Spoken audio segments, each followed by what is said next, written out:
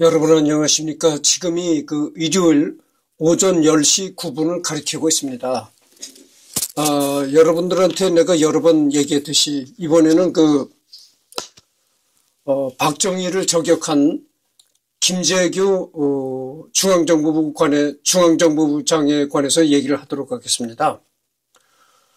이 사람은 박정희를 저격한 정말 폐류나 망나니 별로 얘기를 다 하는데, 배은망덕한 놈 별로 얘기를 다 하는데, 이 사람이야말로 유신독재를 끝낸 장본인이다.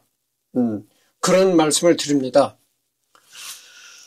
그래서 유신독재를 끝낸 장본인이기 때문에 이 사람이 언젠가는 정당한 역사적인 평가가 내려지리라고 봅니다. 벌써 이 사람 김재규 묘에는 김재규를 지지하는 소수의 사람들이 와서 비석을 세우는 그런 일까지 생겼습니다. 그리고 전번에도 내가 얘기했듯이 이 사람이 재판을 받을 때는 우리나라 최고급의 변호사들이 총출동이 되어서 이 사람을 변호했다. 이런 겁니다. 정말 이 사람이 그냥 단순한 살인자에 불과했다면은 어떻게 이렇게 우리나라의 최고급 변호사들이 총출동이 되어서 변호를 했겠습니까? 그게 아니란 얘기죠. 이 사람은 정말 유신 독재를 끝낸 사람이라고 그렇게 말할 수가 있습니다. 그래서 대한민국 국가정보원장, 대한민국 제11대 건설부 장관, 대한민국 제8대 중앙정보부장 김재규 이렇게 나왔습니다. 그래서 여기에 보면은 1926년 4월 17일 경상북도 선산군 선산면 이문리, 여기에 현재는 경상북도 구미시 선산읍 이문리라는 거 합니다. 여러분 구미시 알잖아요. 구미시. 거기 출생이네요. 1926년 음력 3월 6일, 족보상으로는 1925년 10월 4일 최후 진술에서 본인은 1926년생이 아닌 1924년 음력 3월 6일 생이라고 주장했다. 서울특별시 서대문구 현저동 서울구치소, 현재 여기가 서대문 형무소 역사관에서 이제 사용 언도를 받아서 사용에 처해진 곳이죠. 묘소는 경기도 광주군 오포읍 능평리 산 21-3, 경기도 광주시 능평동 산 21-3, 거주지는 서울특별시 성북구 보문동 7가 134-1, 김영김씨라고 나와 있습니다. 김영김씨. 김영김씨가 좀 드뭅니다. 제5대 중앙정보부장 차장, 1973년에서 1973년 12월 4일에서 1974년 9월 18일까지, 제11대 건설부 장관, 1974년 9월 18일에서 1976년 12월 5일까지, 제8대 중앙정보부장, 1976년 12월 6일에서 1979년 10월 27일까지 이렇게 나와 있습니다. 대한민국의 군인 출신 정치인 박정희 대통령의 최측근으로 중앙정보부장 재임 중이던 1979년 10월 26일 궁정동 안전가옥에서 열린 만찬 속성에서 박정희 대통령과 차지철 대통령 경호실장을 권총으로 저격해 살해한 12.6 사건을 일으킨 인물이다. 이 사건으로 인해 이튿날인 10월 27일 체포되어 1980년 5월 24일 내란 목적 살인 및 내란 미수죄로 교수형이 집행되어 생을 마감했다. 이때 김재규가 사용했던 권총은 정확히는 단축형 모델인 PPK 그리고 박선호의 SNW M36을 빌려 확인 사살했다. 한국사 시간에서는 12.6 사건을 설명할 때 등장하는 인물 중 한 명이며 그가 일으킨 12.6 사건은 한국 근현대사에서 중요한 사건 중 하나이다. 생애가 이렇게 나와 있고 1927년 4월 17일 경상북도 선산군 선산면, 여기가 현재는 구미시 선산읍이라는 것이죠. 이문리 서당마을 80-6번지에서 아버지 송음 김형철과 어머니 안동권 씨 권유금 사이에서 3남 5녀 중 장남으로 태어났다. 이문이 80-6번지에는 김재규의 생가가 여전히 남아있다. 김재규의 딸이 잠시 귀국해서 몇 년 전에 담을 복원하기도 했고 2019년에는 보수 공사를 진행했다. 김재규의 아버지 김영철은 고향에서 정미소를 운영했는데 당시 정미소를 운영한다는 건 지역사회에서 상당한 부와 권력을 가지고 있다는 것을 의미했다. 김영철은 이런 부와 권력을 바탕으로 1946년에는 선산중학교, 1952년에는 선산고등학교를 졸업하기도 했다. 실제로 김재규도 꽤 유복한 어린 시절을 보냈다고 전해진다. 그래서 여기서도 나와 있지만, 김재규 부모들이 고향에서 정미소를 운영했다는 것이죠. 그래서 예전에 시골서 정미소를 운영했다고 하면은 아주 그 마을에서는 상당히 부유한 계층에 속했고, 또, 그 마을에서는 참 유지라고, 손꼽히는 사람이었다. 이런 말입니다. 1943년 안동 공립농림학교를 졸업한 후 대구 농업전문학교 중등교원 양성소에 입학하여 1945년 수료하였다. 그는 4학년에 재학 중에 강제 지원을 당해서 일본 요카이치 항공병 학교의 일본국 특별간부 후보생으로 들어갔다. 경력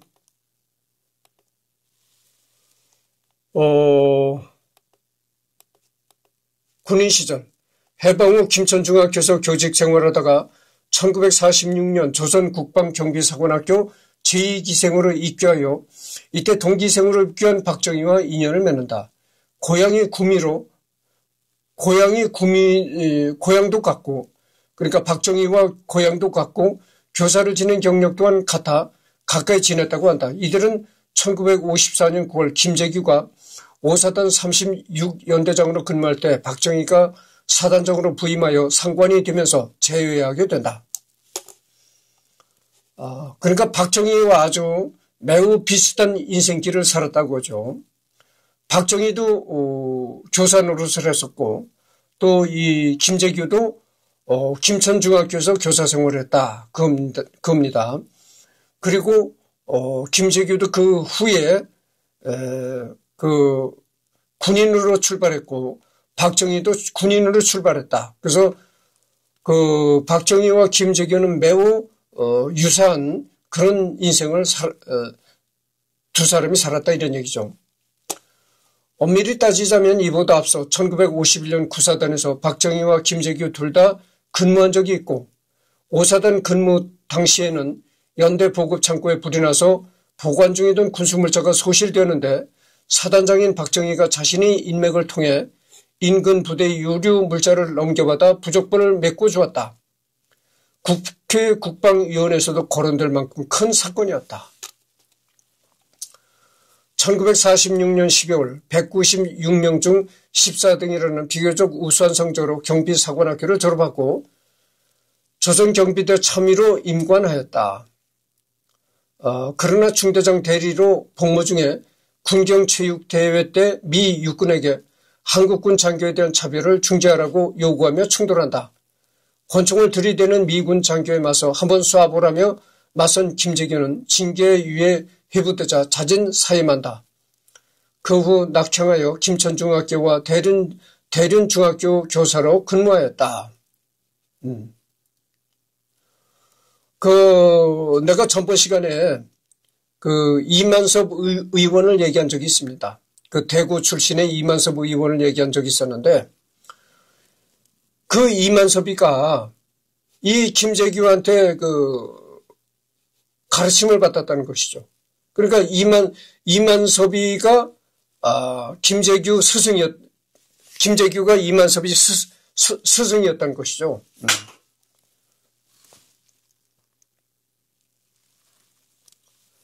그 후 복직 22연대 정보 주임으로 안동지구 공비토벌작전에 참가하여 충무 무공 훈장을 받고 3사단 22연대 제2대대장으로 부임하는데 공교롭게도 부임 이래 6.25 전쟁이 발발한다.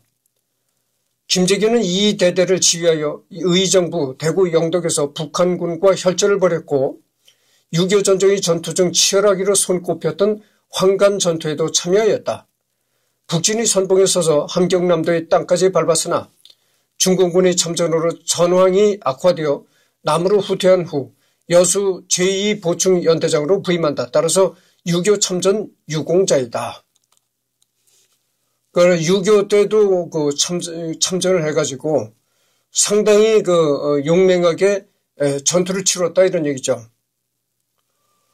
6.25 전쟁의 전투 중 치열하기로 손꼽혔던 황간 전투에도 참여하였다 이렇게 나옵니다. 그래서 맥어더의 인천 상륙이 성공하고 나서 북진을 할 때 그때 김재규도 북진을 했는데 함경남도까지 올라갔었답니다. 전후 전방사단에서 사단 부사단장을 지냈으나 일군사령관 송료찬이 불시에 김재규의 부대를 방문하여 브리핑을 명령했으나 김재규의 브리핑이 형편없자 경론 송료찬은 너같이 무능한 장교는 내 관할 구역에 있을 수 없으니 24시간 안에 짐을 싸서 꺼지라고 명령했다. 난데없이 내쫓긴 김재규를 구원한 것이 육군대학 총장 이종찬이었는데 이종찬은 김재규와 능력은 좀 모자라지만 사리사욕 없는 인물이니 군에서 쫓아내는 것은 너무하다는 이유로 그를 받아주어 육군대학 학생감으로 부임시켜 주었다. 이후 이종찬의 후임 후원으로 1957년 육군대학 부총장을 지냈고 당시 총장은 김계원이었으며 교통사고를 당한 김재규를 김계원이 구해줘 인연을 맺는다. 그러니까 12.6 당시에 김계원이가 이제 대통령 비서실장을 지냈었는데 이 김계원이하고도 오래전서부터 알고 지냈던 사이였었네요. 준장까지 진급하였으나 김재규는 장군감이 아니라 불만이 많이 나왔었다고 한다. 당시 육군대학 교관을 했던 이대용 중령은 김재규를 직접 겪어봤는데 차분하고 인자한 상관이었으나 군사 지식이 매우 미흡했다고 회고했다. 5.16 군사 정변 당시에는 국방부 총무과정으로 있었는데 구테타에는 가담하지 않았으며 혁명군 사령부에 연행되어 조사를 받았다. 조사에도 불구하고 부정사실이 발견되지 않아 석방되었고 석방 후 현역 장군으로서 호남비료 사정에 임명되었다. 사단에 전후 전방사단에서 이제 사단 부사단장을 지냈는데 일군 사령관 송료찬, 이 송료찬이 또 유명한 사람입니다.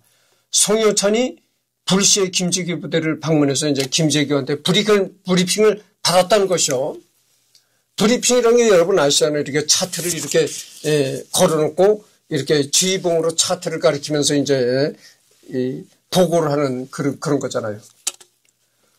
근데 송료찬이 김재규한테 브리핑을 받고 상당히 불만을 가졌었다는 겁니다.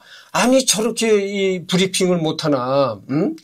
아니 그래도 부사단장이라는 놈이 명색이 부사단장이라는 놈이 그렇게 브리핑을 못하나 이렇게 생각했다는 거야. 이 송료찬이가.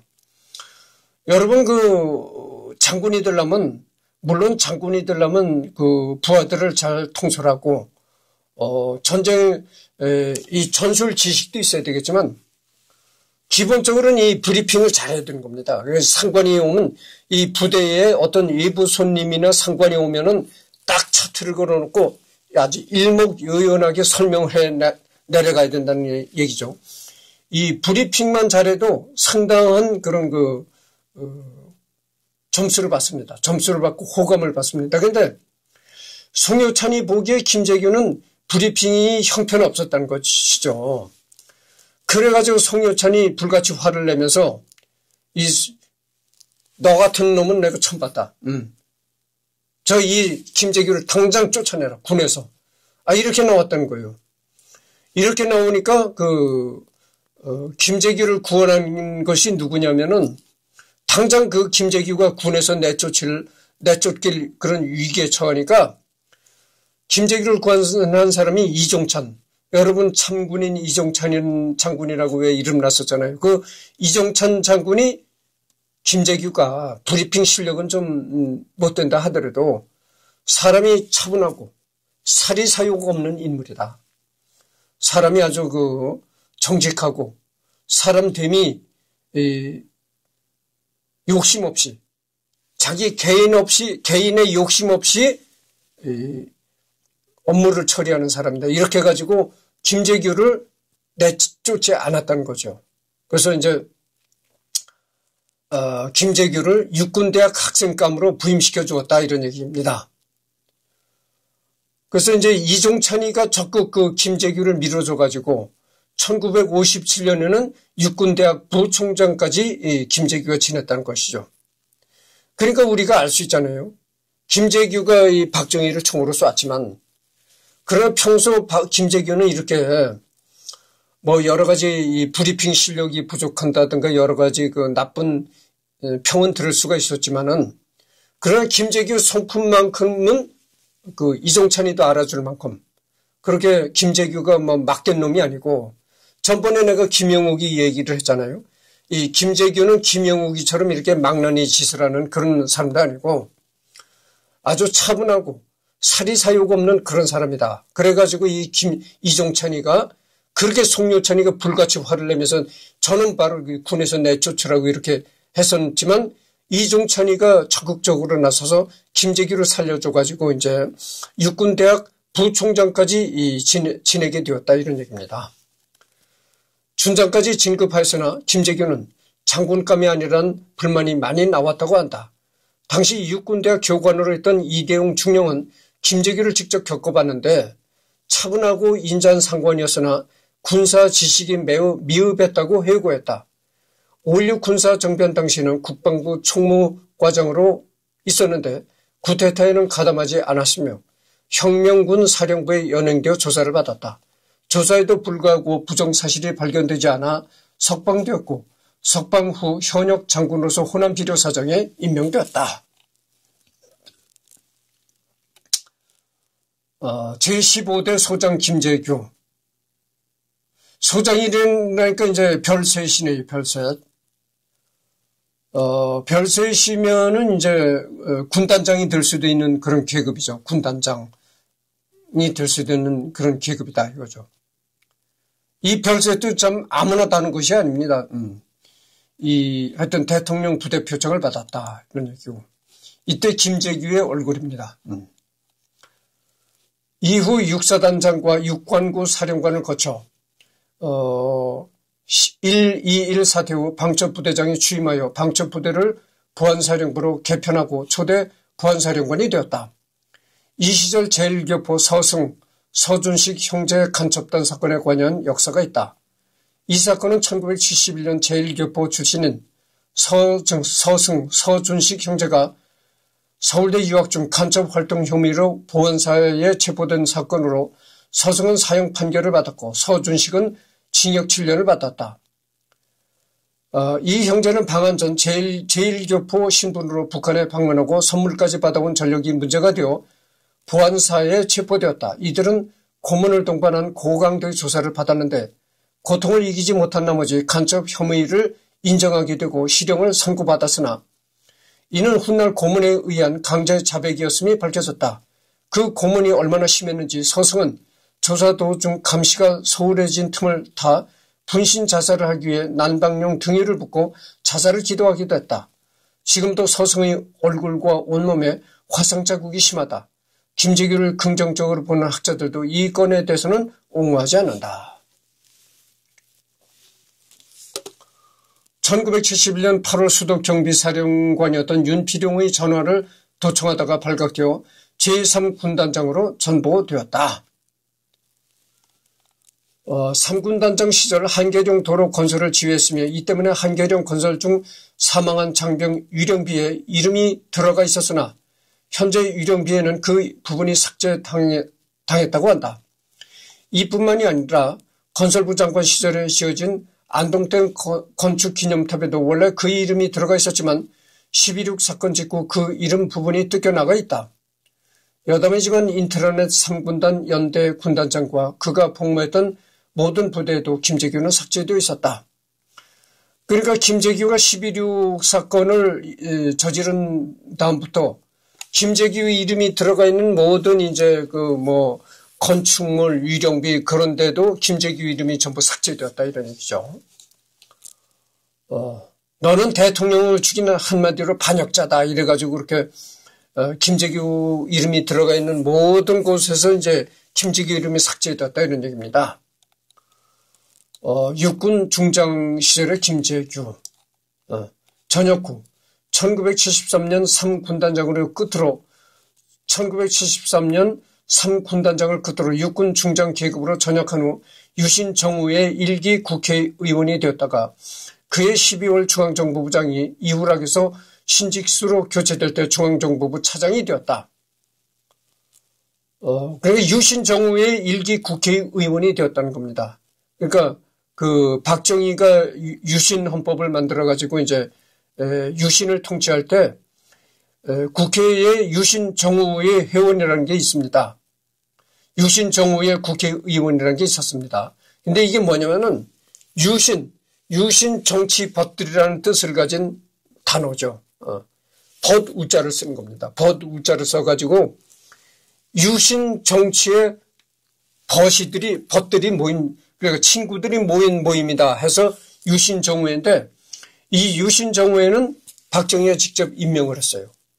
그러니까 국회 의석수의 3분의 1 정도가 유신 정우회 회원이었는데 국회의원 3분의 1 정도를 박정희가 임명을 했다고 하죠. 그러니까 여러분 국회의원을 박정희가 직접 임명을 하니까 내가 세계 정치 제도를 내가 깊게 연구하지는 않았지만은 아마 세계 정치의 그런 국회의원을 직접 최고 대통령이 직접 임명하는 그런 나라가 좀 어디 있나 모르겠어요. 모르겠습니다. 참 이게 기막힌 얘기죠. 그러니까. 그러니까 이 뭘로 보나 참 이 박정희 시대라는 거는 암울한 시대입니다. 암울한 시대. 그해 12월 중앙정보부장에서 그러니까 처음부터 중앙정보부장으로 갑자기 된 것이 아니고 이후락에서 신직수로 이제 중앙정보부장이 교체될 때 그때 중앙정보부 차장이 되었다는 얘기죠. 그러니까 중앙정보부 두 번째 사람으로 되었다. 이때 김재규는 신직수를 매우 껄끄러워했는데 자신이 제5보병사단 참모장일 때 육군 법무소령 신직수가 그 밑에서 법무참모를 지냈기 때문이다. 상하 관계가 역전이 되어버린 셈이다. 결국 10개월가량의 불편한 동거는 김재규와 1974년 9월 건설부 장관으로 영전하면서 끝나게 된다. 여러분 말이죠. 이 군 출신들은 사병으로 제대한 사람은 그 별거 아니지만 그렇지 않지만 이 직업군인 출신들은 말이죠. 이 군에서 이 선후배를 굉장히 중요시 여깁니다. 선후배도 중요시 여기고 군이라는 건 계급 사회잖아요. 계급의 높낮이 이런 것도 굉장히 중요시 여긴다고 하죠. 아무리 제대로 했어도 아무리 사회에 나왔어도 너가 군대에 있을 땐 나보다 후배였어. 나보다 계급이 낮았어. 나보다 계급이 낮았던 놈이 사회에 나왔다고 기올라? 이렇게 생각한다는 거죠.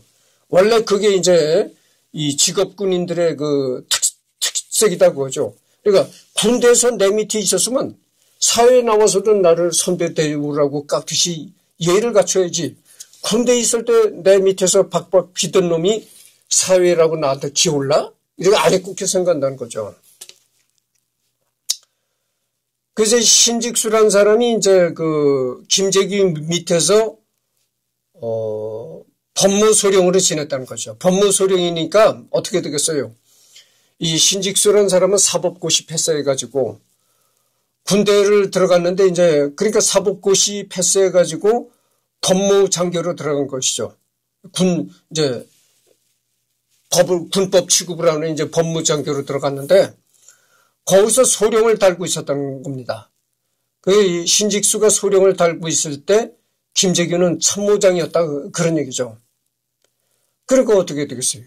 신직수가 한참 아래인데, 근데 사회에 나와 보니까 신직수가 자기보다 윗자리에 앉았더라. 그래서 그걸 상당히 김재규가 껄끄러워했다 그런 얘기죠.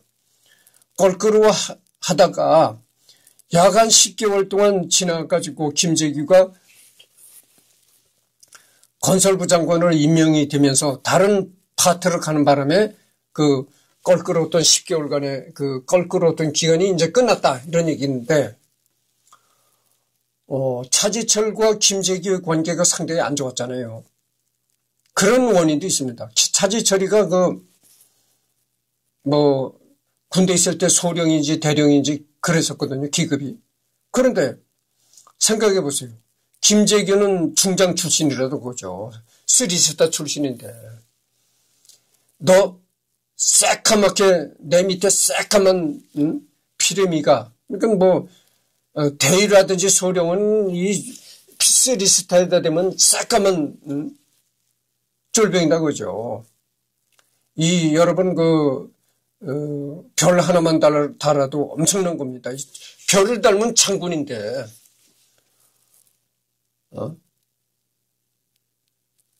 예를 들어서 장군이 부대 시차로 온다 하면 하루 종일 쓸고 닦고 정말 속된 말로 지랄 발광이 벌어지는 겁니다. 그 정도로 군에서는 이 장군이라고 하면 대단한 겁니다. 위상이 대단하죠. 그래서 나는 군대 있을 때 쓰리스타였었는데 요 대위 소령 요 놈이 나를 자꾸 껄쭉거려. 야, 그래서 아주 그렇게 차지철이를 좋지 않게 생각했던 것이죠. 1976년 12월 신직수의 뒤를 이어 중앙정부장에 취임하였다. 1979년 긴급조치 9호의 해제를 건의하고 대신 더 강력한 긴급조치 10호를 건의했다가 반려당하기도 했는데, 그 내용은 노동 및 정조의 추가 탄압이 들어가 있어 과격하기는 마찬가지였다. 다만 김재규는 훗날 법정에서 그 건에 대해 말하길, 박정희 눈을 속이고 긴급조치 9호의 독소를 제거하기 위해선 어쩔 수 없는 방법이었다고 해명했다. 김재규는 또한 당시 연금 중이던 김대중의 위추를 눈감아 주어서 김대중이 김영삼 즉 단합대회도 참석할 수 있게 해서 김영삼의 전당대회 당선을 도와주기도 했다. 그리고 여기에 책임을 진다는 구실로 중앙정부장 자리에서 물러나고 싶다고 사의를 표했으나 거절당했다.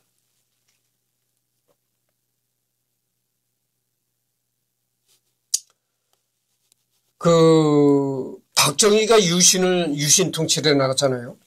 유신 통치를 해나가면서 계속 긴급 조치를 남발했던 것이죠.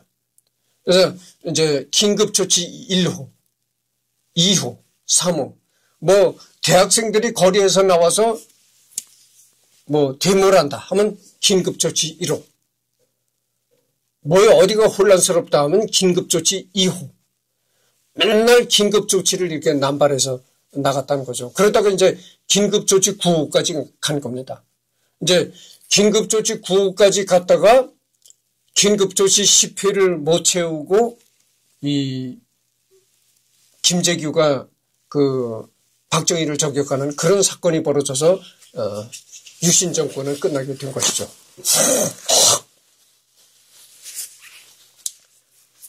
그러니까 박정희가 긴급조치 10호까지는 못 채우고 긴급조치 9호에서 이렇게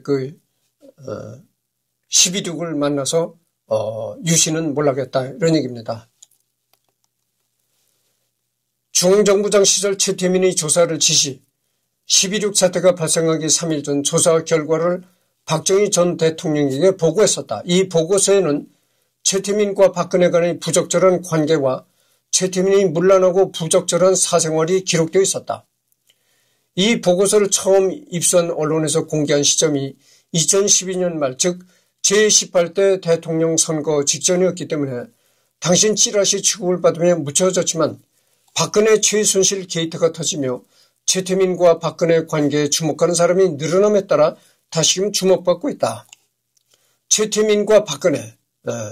하여튼 이 최태민과 박근혜에 관해서도 여러 가지 뜬 소문들이 많았었습니다. 박근혜가 최태민이 애까지 임신했었다. 이런, 얘기까지 돌고 그랬었는데, 그거는 쓸데없는 헛소문이라는 것이 이제 나타났고, 영세교 교주 최태민. 이 최태민은 한마디로 사이비 종교 교주였었다 이 말입니다. 최동원 1918년생이었고 황해도 봉산군 상원면 서동리다. 사망은 1994년 5월 1일에 사망했다.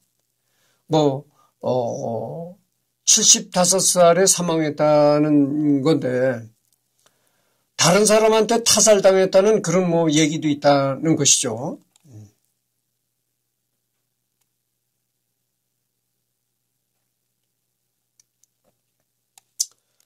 그래서 가족은 배우자 임선희, 최태민은 총 6번이 결혼을 했고 임선희는 그중 5번째의 부인이다. 결혼을 참 많이 했네요. 그래서 이 최태민은 이렇게 결혼을 6번씩 한 것을 보면은 여자 편력이 대단했다. 한마디로 뭐냐면 여자를 많이 밝혔다 이런 얘기가 되겠어요. 그 보면은 장녀, 차녀, 삼녀, 사녀가 있는데 최순득, 사녀는 최순득, 오녀는 최순실. 여러분들 요즘에 최순실 씨가 아직도 감옥에서 이제 감옥살이 하잖아요. 최순실. 6번째가 이제 최순천 이렇게 돼 있다는 거죠. 대한민국의 사이비 종교 영세교의 교주, 역사상 유일무이한 승려 겸 목사 겸 사이비 종교 교주인 인물이다. 그가 사망한 이후에도 후계자인 최순실이 지속적으로 박근혜 곁에서 강한 영향력을 행사했다. 이것은 결국 2010년대 시대의 정치 스캔들로 커졌다. 이런 얘기입니다.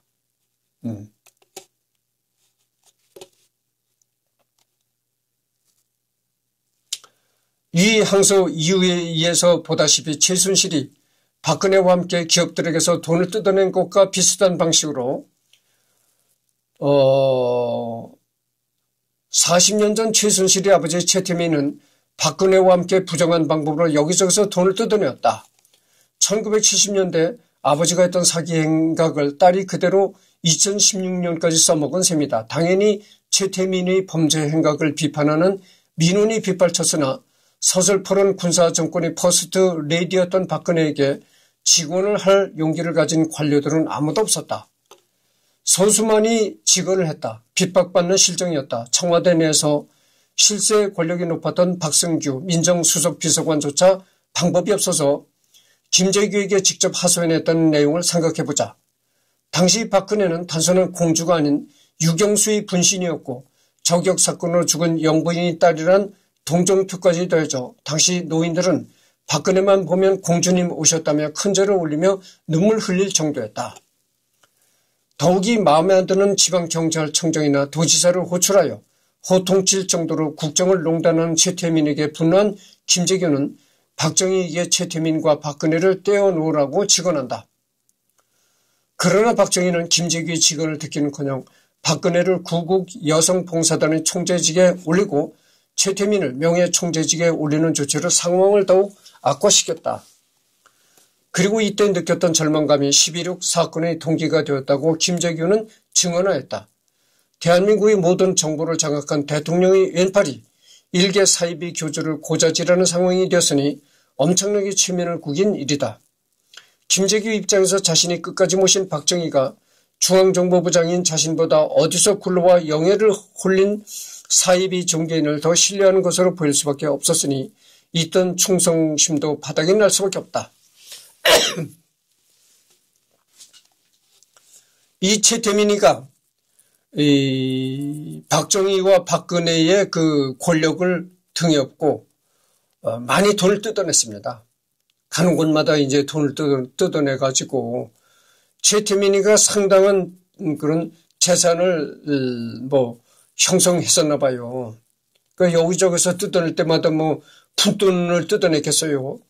적어도 뭐 기업체, 이름 있는 기업체라든가 난다 긴다는 뭐 재벌들 이런 사람들한테 돈을 뜯어내니까 뭐 용돈을 뜯어내는 것도 아니고 뭐 거액을 뜯어내니까 여기저기서 그렇게 거액을 뜯어내서 축제를 하다 보니까 상당한 최태민이니까 상당한 재산이 있었다 이런 얘기가 되는 거죠.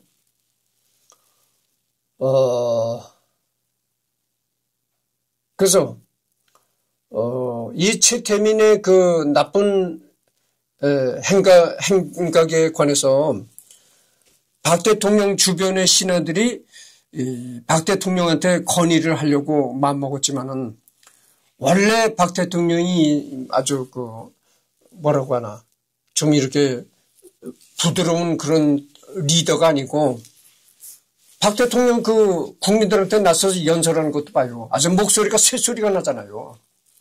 본인은 이러면서 요즘 대통령은 전원이라고 얘기를 하잖아. 근데 박정희는 연설할 때 국민들한테 연설할 때 저는 제가 이런 말을 일절 하지 않았습니다.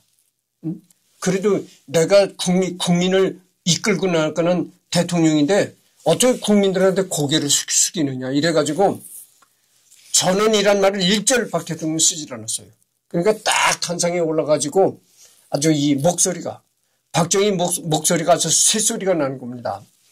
새소리 나는 목소리로다가 본인은 이번 중화학공업을 달성하고 중화학공업의 실현을 달성하고 이런 식으로 얘기를 한단 말이죠. 그러니까 그러면서 모든 박정희의 이 통치 행위가 이 일종의 날이 서 있는 듯한 그런 그런 리더였다 이거죠. 박정희 딱 보면은 뭔가 이 날이 서 있는 그런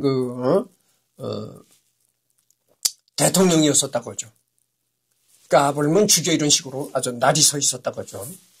그리고 그렇게 대통령이 바짝 날이 서 있었으니까 함부로 거기에 가서 함부로 누가 직언을 하겠습니까? 아첨은 할 수가 있어도 직언은 상당히 꺼려지는 거죠. 직언을 했다가 대통령이 굉장히 불쾌하게 생각해가지고 어떻게 또 나올는지도 모르니까. 그러니까 이 박정희한테 이 박근혜 얘기를 제대로 직언하는 사람이 없었다 이런 얘기입니다. 그래서 박근혜와 이 최태민을 사이를 띄워놔라 이렇게 직접적으로 박정희한테 얘기한 사람은 김재규 분이 없었다 이런 얘기입니다. 김재규 외에는 누구도 올바른 얘기를 못했다 이런 얘기죠. 더군다나 이 박정희가 날이 서 있었다고 하잖아요. 날이 바짝 서 있었다고 하는데 그게 박정희가 5.16을 일으키고 권좌에 올랐을 때 5.16을 성공시키고 최고인민회의 의장이라는 그런 권좌에 올랐을 때는 그래도 표정이 부드러웠어요. 근데 나중에 자꾸 이렇게 장기 집권을 해나가면서 주위의 반대를 무릅쓰고 자기 혼자 이제 독불장군으로 자꾸 이렇게 뭐 삼선계언이다 유신이다 이렇게 밀고 나가면서 바짝 이렇게 날이 서 있었습니다. 그래가지고 어떤 놈이든 나한테 도전하는 놈은 죽여 이런 식으로 바짝 이렇게 신경이 곤두서 있었으니까 뭐 대통령이 이렇게 신경이 곤두서 있으니까 함부로 그 앞에서 말을 못한 거죠. 그러니까 아까도 내가 얘기를 했잖아요. 지금 대통령들은 저는 어쩌고 이렇게 얘기를 합니다. 이렇게 연설하거든. 그리고 뭡니까? 국민들을 모신다는 얘기예요. 국민들 밑에서 저는.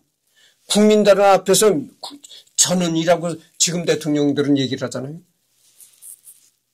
박정희는 안 그런 거예요. 박정희는 저는이라는 말을 절대 쓰지를 않았어요. 본인은 어쩌고 이렇게 얘기를 한다는 거죠. 새소리가 이 목소리에서 새소리가 나온 겁니다.